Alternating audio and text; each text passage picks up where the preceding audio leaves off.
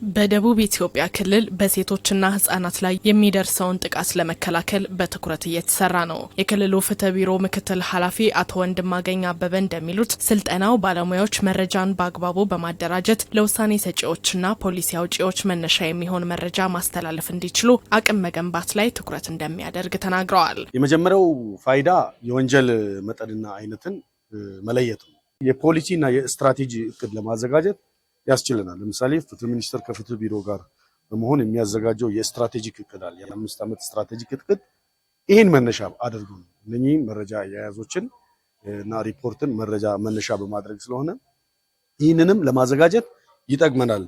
ከዛ ባሻገር የተቋማት ተጠያቂነትን ለማስፈንና ተግባራዊነትን ለማሳለጥ ያስችላል። ለምሳሌ ፖሊስ አለ፣ አቃቤ ሕግ አለ፣ ፍርድ ቤት አለ፣ ሌሎች ባለድርሻ አካላት አፈጻጸማቸውን ለመገምገም ያስችላል። የወንጀል መከላከልን ለማሳለጥ ያስችላል። ለምሳሌ አስገድዶ መድፈር የሚበዛበትን አካባቢ ቅድሚያ ሰጥቶ የመከላከል ፖሊስ እንዲያሰማራ የተለያዩ የወንጀል መከላከል ስትራቴጂዎችን እንዲከተል ጭምር ያደርጋል። በክልሉ ፍትህ ቢሮ አቃቢ ሕግና የፍትህ ብሔር አስተዳደር ጉዳዮች ዳይሬክቶሬት ዳይሬክተር አቶ አብርሃም ለማ በበኩላቸው ስልጠናው በመረጃ አያያዝ ላይ የሚስተዋለውን ጉድለት ለማረም ይረዳል ብለዋል። የተሰሩ ያሉ ስራዎች በአግባቡ ወቅቱን በጠበቀ መልኩ ሪፖርት ሲደረጉ ቀጣይ ላለው በጥንካሬ የተፈጸሙ ተግባራትና በድክመት የተፈጸሙ ተግባራትን ለይቶ ጥንካሬውን በማስቀጠል እንደተሞክሮ ለማስፋት እንዲሁም ደግሞ በውስንነት የታዩ ተግባራትን ደግሞ በምን ምክንያት አፈጻጸሙ ዝቅተኛ እንደሆነ በመለየት ለቀጣይ የተሻለ አፈጻጸም ደረጃ ለማድረስ ጥረት የምናደርግበት ሂደት ነው። በቢሮው የሴቶችና ህጻናት ልዩ ክስ ጉዳዮች ዳይሬክቶሬት ዳይሬክተር አቶ ላማላ አብርሃም ስልጠናው በየአካባቢው የሚፈጸሙ ወንጀሎች ላይ የተቀራረበና ወጥ የመረጃ ስርዓት እንዲኖር እንደሚያግዝ ተናግረዋል። ስልጠናው ያለመው መንግስት ልዩ ትኩረት ሰጥቶ ከሚሰራባቸው ጉዳዮች አንዱ ሴቶችና ህጻናት ልዩ ጥበቃ እንዲያገኙ ነው።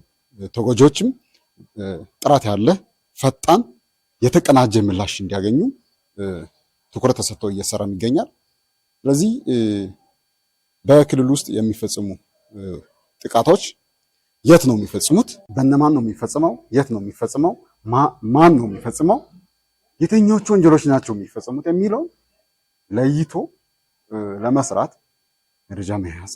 በፍትህ ቢሮ የአርባ ምንጭ አንድ ማዕከል የማህበራዊ አገልግሎት ሰራተኛ ወይዘሮ ገበያነሽ ግርማይ እንዳሉት ማዕከሉ ጥቃት የሚደርስባቸው ሴቶችና ህጻናትን የማማከርና ድጋፍ የማድረግ አገልግሎት እየሰጠ ይገኛል። በዚህ ግማሽ ዓመት ውስጥ እንግዲህ ጥቃት ደርሶባቸው እኛ ጋር ሲመጡ ከህክምናው ከህጉ ከማማከሩ ባሻገር በተለይም በኢኮኖሚ የደከሙ ናቸው አብዛኞቹ የሚወጡትና ከመንግስታዊ ካልሆኑ ድርጅቶች ጋር በመናበብ የኢኮኖሚካል ሳፖርት ወይም ደግሞ እነዚህ በአቅም ብቁ እንዲሆኑ የፈለጉትን ስራ ሰርተው ራሳቸው ቤተሰቦቻቸውን እንዲያስተዳድሩ መጠነኛ የሆነ ትንሽ ስራም ቢሆን የሚያስጀምር የገቢ ማስገኛ ስራዎችን አከናውነናል። በወላይታ ሶዶ ከተማ ፍትህ መምሪያ አቃቢ ሕግ አቶ ደሳለኝ ዮሐንስ ስልጠናው በሴቶችና ህጻናት ላይ የሚደርሱ ጥቃቶችን በመከላከል ዙሪያ የመረጃ አያያዝና ሪፖርት አላላክ ላይ የሚስተዋለውን ችግር ለመፍታት አቅም እንደሚሆናቸው ተናግረዋል። በርካታ ተግባራትን እየሰሩ እየለፉ እየደከሙ ስራቸውን ለሚመለከቱ አካል በአግባቡ እያቀረቡ ባለመሆናቸው ስራም እንደሌለ እየተቆጠረ የቆየበት ሁኔታ አለ። ይህንን ችግር በዛሬው ዕለት የተሰጠው ስልጠና ይቀርፋል የሚል እምነት አለኝ።